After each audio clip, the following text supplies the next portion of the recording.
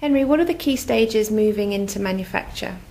Well, once we've got a design, once we've tested the product, once we're certain that it's ready for manufacture, once we've done potentially the pre-compliance testing, certification work, so that all of the foundations are laid to move into manufacture, then the thing that we've probably done already in parallel with that is we've chosen the factory that we want to use with, and in doing so we'll have been through our supplier database, we'll have matched the quality, functional requirements, the management requirements in the factory with the product that we're making, and all of the machinery and the skills and the engineering services to make sure that we've got a very good fit for the product and the place it's going to be manufactured in.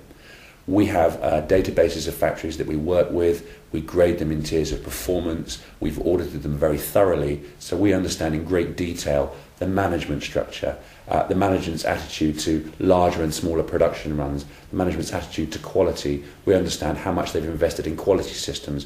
We understand how many quality engineers they've got in the factory.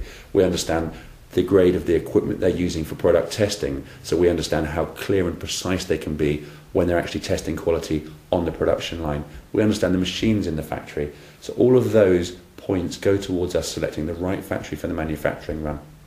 Once the factory's selected, we'll have worked through pricing. We'll understand what it's going to cost to tool the project, what it's going to cost to set the production lines up, what it's going to cost to actually make the products. We bring all that together, we select it with the client very much, and finally what we do is we draw up a contract, both client side and factory side, so that we're all tied in through the next phases. These phases, when you're moving into manufacturing, are complicated and you're looking to learn a lot all the way through to the process. It's the first time you've made the product.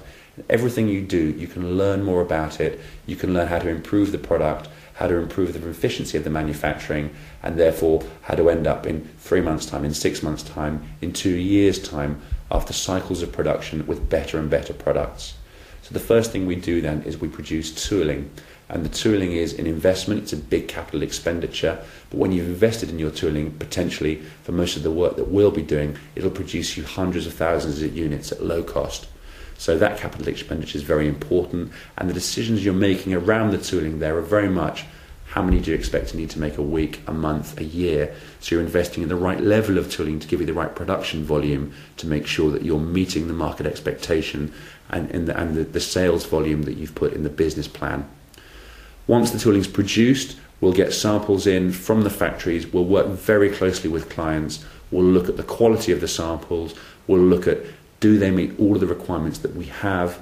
And when we've ticked all those boxes, and there may be several rounds of changes in there because, again, we're doing it for the first time, but once we've really signed off that tooling, we're then ready to manufacture and actually go into volume production.